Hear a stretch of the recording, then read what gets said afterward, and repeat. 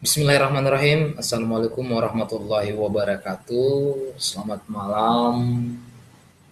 Salam pada salama dimanapun warga komunitas anak Segeri berada. Nah, perkenalkan saya Rudi Rustam, salah seorang member di KAS, komunitas anak Segeri. Nah, saya melihat diskusi-diskusi yang ada di KAS itu sangat menarik. Sangat menarik sekali. Salah satu yang menarik di sini ada komentar dari Pak Nasrullah Mustafa tentang bisu. Nah, Pak Nasrullah Mustafa tentang bisu ini sangat menarik. Segeri adalah salah satu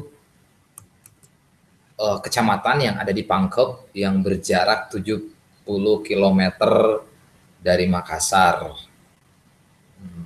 Di daerah ini banyak berdiam komunitas bisu yang eksis di kalangan masyarakat. Panggilan akrab dari bisu adalah beberapa pria feminisme yang tidak mempan senjata tajam. Nah, saya ingin menanggapi dengan berbagai macam dari sudut pandang. Kalau melihat alur diskusinya sih asik. Ya, melihat dari diskusinya sangat menarik. Ada yang pro, ada yang kontra, dan macam-macam. Oke, saya coba sebelumnya saya seperti yang saya janjikan bahwa saya akan melakukan streaming secara langsung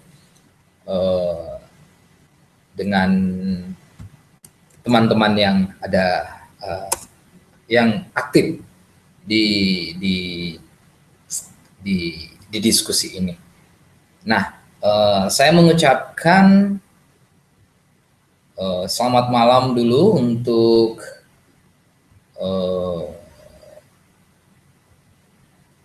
Pak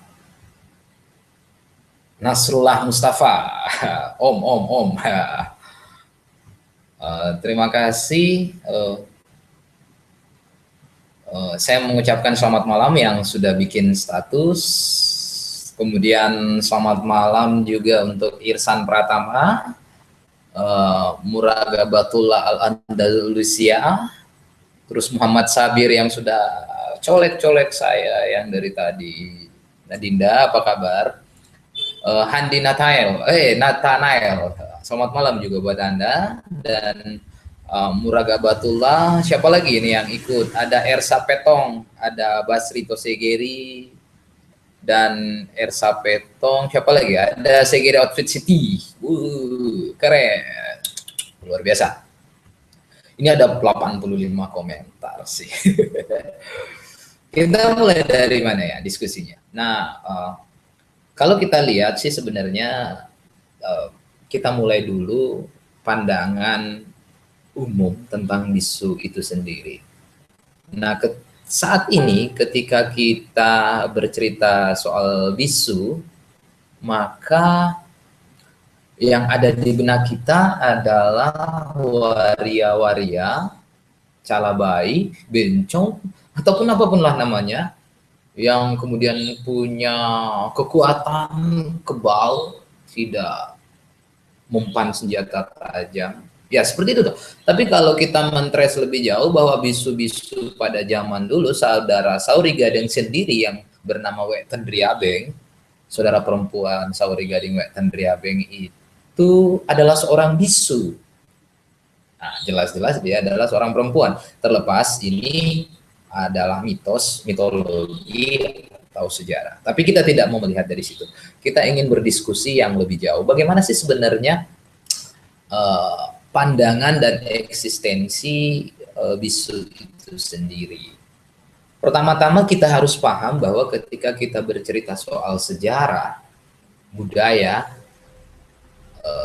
kita jangan langsung mengeneralisir, mengaitkannya dengan agama. Kita jangan kaitkan dia antara agama dan kebudayaan, karena di dalam agama ada kebudayaan tersendiri, dan di dalam kebudayaan biasanya sudah tercemari oleh agama itu sendiri. Nah, ratusan tahun silam, sejak Islam pertama kali diturunkan hadir di tahun 500 Masehi. Nah, Islam itu disebarkan oleh Rasulullah Shallallahu Alaihi Wasallam, tetapi tidak serta-merta bahwa Islam itu turun di seluruh muka bumi, di seluruh pelosok jagat raya. Tidak, Islam diturunkan di Arab. Nah, selain di benua Arab, tentulah Tuhan juga itu punya cara untuk mengutus utusannya, memberikan bimbingan, memberikan tuntunan terhadap bagaimana cara menyembah Yang Kuasa.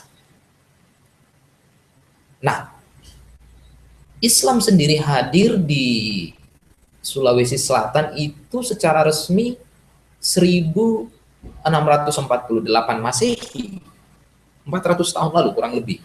Nah, di Segeri sendiri Islam itu hadir 1400. Pertanyaannya, siapakah yang memberikan tuntunan kepada masyarakat secara umum sebelum Islam ini datang? Nah, disinilah peranan-peranan para bisu itu. Terlepas dia atau mereka itu punya orientasi seks yang aneh atau berbeda. Mungkin ada yang menyebutnya sebagai LGBT, homoseks, dan lain segala macam. Tapi kita tidak bisa mengeneralisir itu sekarang. Nah, ada yang masuk.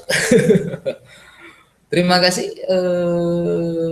Adinda Burhan Kadir Temawela ini sebenarnya sudah memberikan tanggapan dari pandangan akademisi, tetapi yang namanya diskusi, kita melakukan diskusi. Mungkin ini pertama kalinya kita diskusi secara online. Yang mau online silakan klik di YouTube saya, ikut berkomentar, kita bisa ngobrol-ngobrol bareng. Aduh. Bagaimana ya? Saya mulai bingung ya. Kita tanggapi dulu bahwa sebenarnya bisu itu peranan-peranannya di zaman dahulu, selain sebagai ahli spiritual, dialah juga yang menjadi pembisik para raja-raja.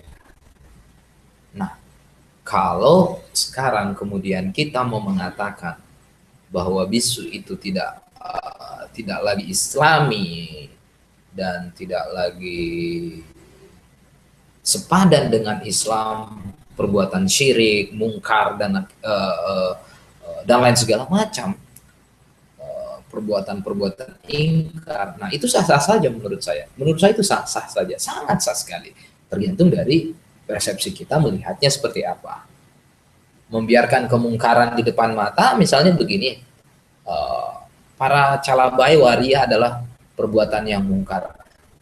Nah, pertanyaannya adalah perbuatan dari segi mana yang dianggap syirik dan mungkar yang mana dianggap syirik. Kita hanya membiarkannya. Ada yang mengatakan bahwa ketika melihat waria itu celaka 40 hari 40 malam. Ya, menurut saya sah-sah saja. Tapi berikan dong dalilnya. Dalil apa? Beda halnya kalau melakukan. Beda halnya kalau kita melakukan seks dengan waria. Ya bisa saja kita melakukan homoseks. Nah, itu bisa saja itu terjadi. Tetapi kalau kita juga tidak melakukan itu, lantas kenapa? Waria itu juga manusia. Para bisu adalah manusia. Tidak ada waria yang ingin terlahir sebagai waria. Hal ini yang harus kita pahami, bahwa tidak ada waria yang tidak ada bisu yang terlahir ingin menjadi bisu, tidak ada waria yang ingin terlahir menjadi waria. Tetapi semua itu terjadi di luar kendali mereka.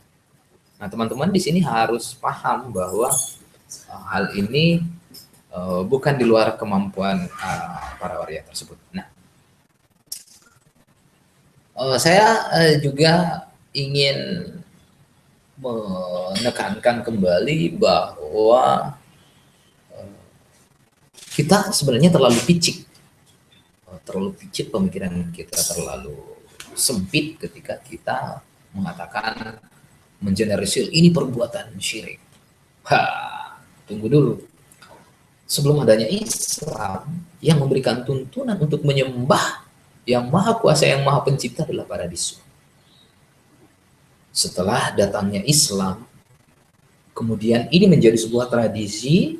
Kita harus paham bahwa ketika Islam itu disebarkan, tidak bisa serta-merta pure langsung diterima oleh masyarakat. Maka dilakukanlah proses asimilasi, proses perkawinan kebudayaan. Budaya-budaya Islam dikawinkan dengan budaya lokal, budaya Bugis, maka itu bisa diterima. Tetapi jauh sebelum Islam, nenek moyang kita itu sudah percaya bahwa ada satu zat yang tunggal, ada satu zat yang maha pencipta, yang disebut dengan Patutu'i. Zat inilah yang menciptakan jagat semesta. Zat inilah yang kemudian menurunkan, menciptakan apapun di muka bumi ini. Artinya, kita tidak ateis, kita tidak bertuhan banyak, tetapi monoteis. Seperti apa para peranan-peranan bisu itu kemudian tidak hanya berperan, dulu memang dia perantara adalah spiritual untuk semacam mereka itu menjadi penuntun spiritual. Tetapi seiring waktu, seiring islamisasi, peranan-peranan mereka pun kemudian tergeser dengan peranan-peranan kiai dan lebih kepada peranan-peranan peranata sosial. Jadi kita harus tahu bahwa bisu peranannya ada pada peranan peranata sosial. Bagaimana seorang tuan kemudian bersikap kepada masyarakatnya. Bagaimana kemudian raja bersikap pada rakyatnya, rakyat bersikap kepada raja. Terus memberikan tuntunan di dalam hal-hal pertanian. Wah, zaman dulu menurut saya belum ada menteri pertanian, belum ada yang memberikan tuntunan seperti apa memperlakukan benih. Bagaimana mapakar raja Indo AC, Datu AC, bagaimana mengetahui musim menanam. Nah, disinilah peranan-peranan para bisu sebagai peranata sosial. Yang salah adalah ketika kemudian yang menjustifikasi jeleknya para bisu itu kemudian disebut celaka adalah ketika kita mengikuti orientasi seks yang ada pada bisu itu. Nah, itu yang menurut saya salah. Saya juga tidak terima dong kalau seperti itu. Tapi bukan berarti saya pro bisu dan saya kontra, tidak. Kita harus melihatnya dalam berbagai macam persepsi. Nah, kalau kita lihat dari kebudayaan, lambat laun, Anda suka atau tidak, maka bisu ini juga pasti akan punah karena pertama tidak memiliki tempat, kemudian yang kedua tidak ada appreciate dan ya punah. Budaya kita akhirnya akan berganti budaya pop, budaya Arab, budaya Amerika, dan ini akan hanya menjadi cerita-cerita kenangan oleh anak cucu kita. Oleh karena itu saya mengajak kepada semua untuk kita bersama-sama menjaga, melestarikan, dan mengembangkan budaya kita. Budaya kita tidak hanya sekedar bisu, banyak yang menarik. Terakhir saya mengucapkan Ersa Petong yang baru masuk berkomentar, selamat malam semua, terima kasih sudah bergabung di diskusi kita. Satu hal yang ingin saya ucapkan bahwa warna putih balik mapesona tanre riak batiran ya ikuti segerie pada cengi pangadaremu nasabah boleh pangadareng lah boleh atoriolog lah kita bisa lahir. Sekian, wassalamualaikum warahmatullahi wabarakatuh.